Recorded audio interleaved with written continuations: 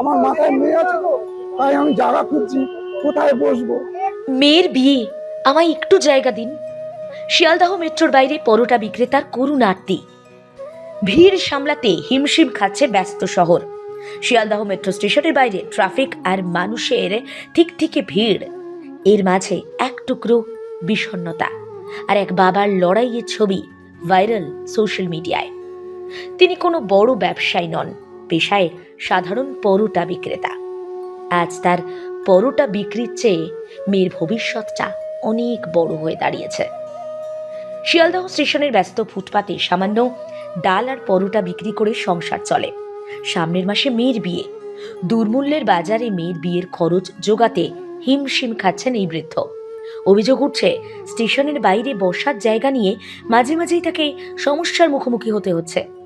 দুহাত জোর করে তার করুণ আরতি।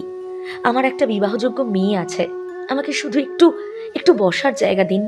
আমি ভিক্ষে চাইছি না, শুধু কাজটা করে মেয়ের বিয়ে দিতে চাই। তার এই অসহায় আবেদন নজর কেড়েছে নিত্যযাত্রীদের। অনেকে দাঁড়িয়ে তার হাতে পরোটা খাচ্ছেন, কেউ বা সাধ্যমতো সাহায্যের হাত বাড়িয়ে দিচ্ছেন। সোশ্যাল মিডিয়ায় তার একটা ভিডিও ছড়িয়ে পড়ার পর থেকেই তুমুল শোরগোল। ভিডিও সত্যতা আমরা যাচাই করিনি।